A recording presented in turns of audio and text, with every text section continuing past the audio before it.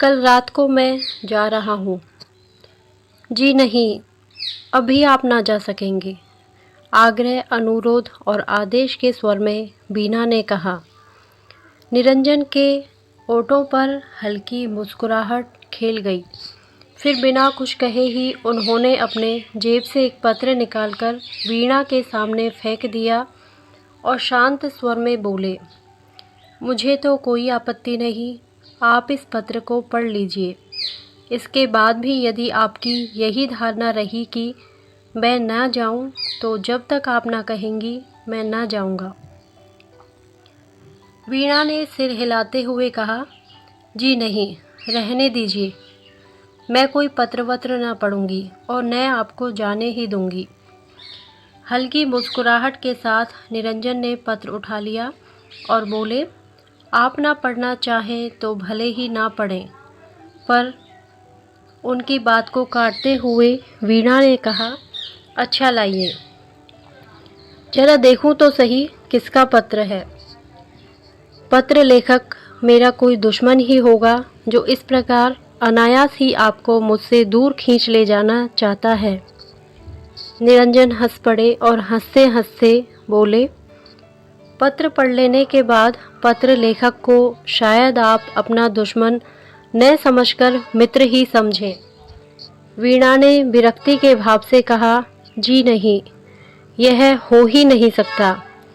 जो आपको मुझसे दूर खींच ले जाना चाहे वह कोई भी हो, मैं तो उसे अपना दुश्मन ही कहूँगी। निरंजन ने कहा, सच, पर आप ऐसा क्यों सोचती हैं? वीणा ने निरंजन की बात नहीं सुनी।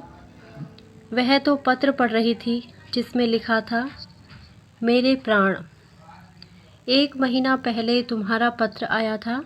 तुमने लिखा था कि यहाँ का काम 1-2 दिन में निपटा कर रविवार तक घर अवश्य आ जाऊँगा। इसके बाद सोचो तो कितने रविवार निकल गए।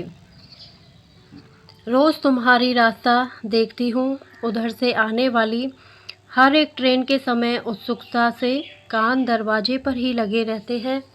ऐसा मालूम होता है कि अब तांगा आया, अब दरवाजे पर रुका और अब तुम मेरे प्राण आकर मुझे क्या कहूँ। मैं जानती हूँ कि तुम अपना समय कहीं व्यर्थ ही नष्ट न करते होगे, किंतु फिर भी जी नहीं मानता। यदि पंख होते तो उड़कर तुम्हारे पास पहुँच जाती। तुम कब तक आओगे? जीती हुई भी मरी सी गई बीती हूँ। जब 2 पक्षियों को भी एक साथ देखती हूँ तो हृदय में हुक सी उठती है। क्या यह लिख सकोगे कि कब तक मुझे प्रतीक्षा करनी पड़ेगी? वैसे तुम्हारी इच्छा जब आना चाहो, पर मेरा तो जी यही कहना है कि पत्र के उत्तर में स्वयं ही चले आओ। तुम्हारी पत्र पढ़ते पढ़ते कई बार वीणा के चेहरे पर विषाद की एक झलक आई और चली गई। पढ़ने के पश्चात पत्र को उसने चुपचाप निरंजन की ओर बढ़ा दिया। निरंजन ने पत्र लेकर जेब में रख लिया। कुछ क्षण तक दोनों चुपचाप बैठे रहे। फिर वही रोज का कार्यक्रम। उमर खय्याम की रुबाइयों का अनुवाद आरंभ हो गया। निरंजन शांत और अविचल थे, किंतु वीणा स्वस्थ न थी। आज वह रुबाइयों को न तो ठीक तरह से पढ़ ही सकती थी और न उनका अनुवाद ही कर सकती थी। निरंजन से वीणा की मानसिक अवस्था छिपी न रह सकी। उन्होंने कहा, आज आप अनुवाद का काम ने ही दें, कल हो जाएगा। चलिए थोड़ी देर ग्रामोफोन सुने। बाजे में चाबी भर दी गई, रिकॉर्ड चढ़ा दिया गया। इंदुबाला का गाना था, सजन तुम काहे को नेहा लगाए। 1, 2, 3। वीणा ने बार बार इसी रिकॉर्ड को बजाया। तब तक वीणा के पति कुंज बिहारी ऑफिस से लौटे। बोले, वीणा, तुमसे कितनी बार कहा कि इतनी मेहनत मत किया करो, पर तुम नहीं मानती। जरा अपना चेहरा तो जाकर शीशे में देखो, कैसा हो रहा है। वीणा कुछ ना बोली। निरंजन ने कहा, जी हाँ, यही बात तो मैं भी इनसे कह रहा था कि आप इतनी मेहनत ना करें, सब होता रहेगा।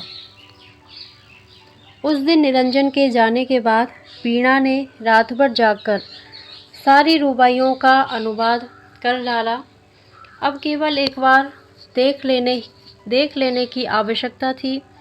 निरंजन की पत्नी का पत्र पढ़ लेने के बाद वीणा अपने आप ही अपनी नज़रों में गिरने लगी। उसे ऐसा मालूम होता था कि निरंजन के प्रति उसका प्रेम स्वार्थ से परिपूर्ण है, क्योंकि उसे उनका साथ अच्छा लगता है और इसलिए वह उन्हें अपने दुराग्रह से रोके जा रही है। निरंजन को पत्नी की नम्रता एवं उसके शील और विश्वास के सामने वीणा अपनी दृष्टि में स्वयं ही बहुत हीन जचने लगी। निरंजन बहुत नम्र प्रकृति के पुरुष थे और विशेषकर स्त्रियों के साथ वे और भी नम्रता से पेश आते। यही कारण था कि वे वीणा का आग्रह न टाल सके। कई बार जाने का निश्चय करके भी वे जा न सके, किंतु आज वीणा ने सोचा कि अब मैं उन्हें कदापि न रोकूंगी, जाने ही दूंगी।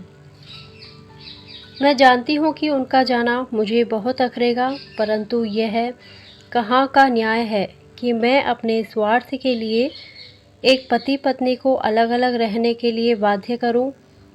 ना, अब ना होगा। जो बीतेगी वह सहूंगी, पर उन्हें अब ना रोकूंगी। दूसरे दिन समय पर ही निरंजन आए। वीणा उन्हें ड्राइंग रूम में ले गई। उन्हें देखते ही उठकर हंसती हुई बोली। यद्यपि उसकी वह हंसी होठों तक ही थी, उसकी अंतरात्मा रो रही थी। उसे ऐसा जान पड़ता था कि निरंजन के जाते ही उसे उन्माद हो जाएगा। कहिए निरंजन जी, आपने जाने की तैयारी कर ली? निरंजन ने नम्रता से कहा, जी नहीं, मैं आज कहाँ जा रहा हूँ। मैं तो जब तक आपकी रुबाइयों का अनुवाद न हो जाएगा तब तक यहीं रहूँगा। वीणा बोली, मेरी तो सब रुबाइयों का अनुवाद हो गया, आप देख लीजिए। आश्चर्य से निरंजन ने पूछा, सच? मालूम होता है आपने रात को बहुत मेहनत की है। वीणा, हाँ, मेहनत तो ज़रूर की है, किंतु आपको आज जाना भी तो है। अब आप इन्हें देख लीजिए, 2-3 घंटे का काम है बस। निरंजन मुस्कुराते हुए बोले, क्यों, आप मुझसे नाराज़ हो गई क्या? आप मुझे इतनी जल्दी क्यों भेजना चाहती हैं? मैं आराम के साथ चला जाऊंगा। वीणा ने निरंजन पर एक मार्मिक दृष्टि डालते हुए कहा, निरंजन जी, मैं नाराज़ होंगी आपसे। क्या आपका हृदय इस पर विश्वास कर सकता है? मैं तो जानती हूँ कभी ना करेगा, किंतु जिस प्रकार आप इतने दिनों तक मेरे आग्रह से रुके रहे, उसी प्रकार मेरे अनुरोध से आप आज रात को गाड़ी से चले जाइए।